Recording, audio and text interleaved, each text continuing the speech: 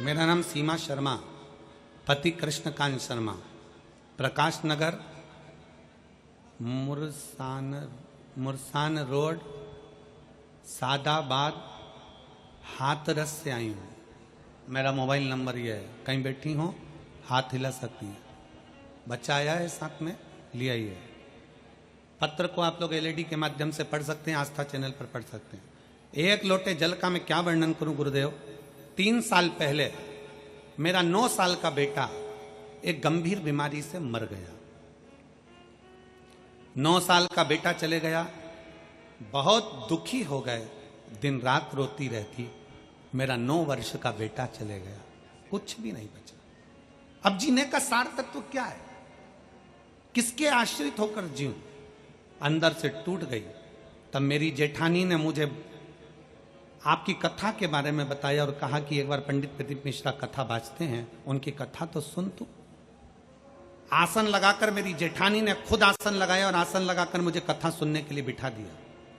2022 में पहली बार टीवी के सामने आसन लगाकर कथा सुनी, रोती जाती और कथा सुनती जाती। 9 साल का मेरा बेटा चले गया। गुरुदेव, आपने सावन के महीने में शिवरात्रि का ऑनलाइन पूजन कराया। मैंने आसन लगाकर पूजन किया, टीवी के सामने बैठकर विधि विधान से जैसा आपने कराया वैसा मैंने पूजन किया। बाबा से विनती करी, बाबा कुछ तो कृपा करो। तो भी मुझे मेरा बेटा चाहिए, बस ऐसी कृपा आप कर दीजिए बाबा। आसन लगाकर रोज कथा सुनती। बाबा पर मेरा इतना विश्वास हो गया, क्योंकि मैं अंदर से टूट चुकी थी, तो मेरे बाबा पर भरोसा कर लिया कि मेरा बाबा मेरी गोदी फिर भरेगा। गुरुदेव, करूं तो करूं क्या। तब सफेद आंकड़े की जड़ का प्रयोग किया। अपनी ननंद ने मुझसे कहा कि एक काम करो, नोएडा में कथा हो रही है 2023 में, आप यहां आ जाओ। मैं अपनी ननंद के घर चली गई और 1 दिन की कथा नोएडा के पंडाल में बैठकर कथा श्रवण करी।